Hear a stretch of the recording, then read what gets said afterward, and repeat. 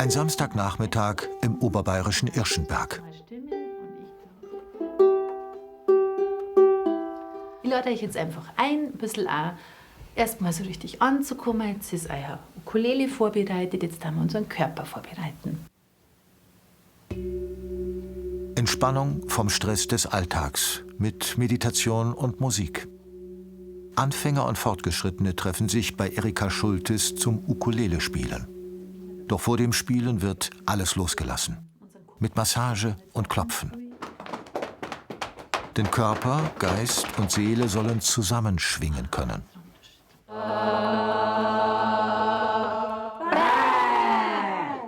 Wenn die Worte nicht mehr lange, dann brauche ich Musik. Ob ich jetzt Musik höre oder Musik mache oder für mich Musik machen lasse, im Endeffekt ist das alles Musiktherapie. Das sind natürlich auch die Schwingungen, die den Körper berühren, ob das jetzt eine Klangschale ist, die mich einfach anschwingt. Musik ist auch natürlich gemeinsam musizieren und deswegen auch Ukulele, weil die Ukulele ist ganz leicht zu lernen und dadurch ist einfach das möglich, dass ganz schnell eine Harmonie entsteht. Ein Mantra, ein einfaches Gebet in Endlosschleife. Rhythmus und die richtigen Griffe sind nicht so wichtig. Es geht um die Freude am Spielen und dass man sich hinterher besser fühlt als vorher. Am Anfang ist man so konzentriert und sagt, ja, keinen Fehler nicht machen, schauen, dass du schon ein bisschen den Rhythmus hast, scheiß, den Ton hast du wieder nicht getroffen. Und irgendwann kommst du so in so eine Leichtigkeit rein, in so ein Ausprobieren und Spielen und es ist alles erlaubt, es ist schön. Es ist wirklich so was Kindliches, so was man erforscht einfach und es macht Freude, es macht Spaß. Den Alltag vergessen und spüren, ja, was er uns zum Kribbeln bringt. Es verbindet uns vielleicht auch mit dem Göttlichen noch besser, also mit dem Herzen zu uns und mit den Herzen zu anderen.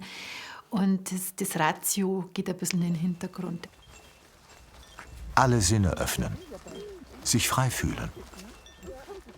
Das geht am besten in der Natur. Deswegen musiziert die Gruppe auch im Freien.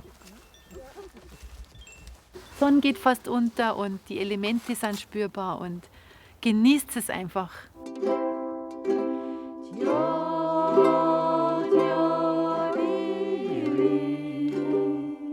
Weil der Raum nicht so begrenzt ist. Also es ist ganz weit einfach und man wird auch ganz offen und ich bin ganz erfüllt. Einfach, frei und leicht.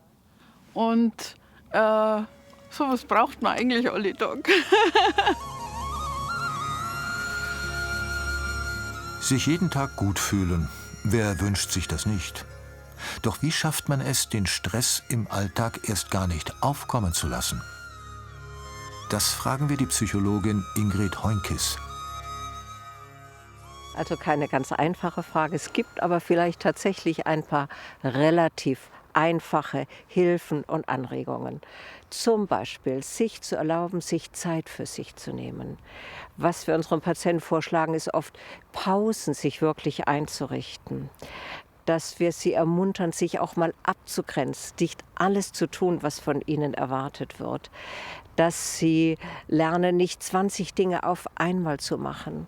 Dass sie die Erwartungen, die sie auch an sich haben, ein bisschen runterschrauben. Und ja, möglichst viel tun, was ihnen Freude macht. Genuss und Stress sind nicht kompatibel. Und mit Menschen zusammen sein, die uns gut tun, nicht die dem Image dienen, sondern da, wo wir uns wohlfühlen. Und vielleicht fühlt man sich ja schon leichter, wenn man auch nur eine Sache schafft.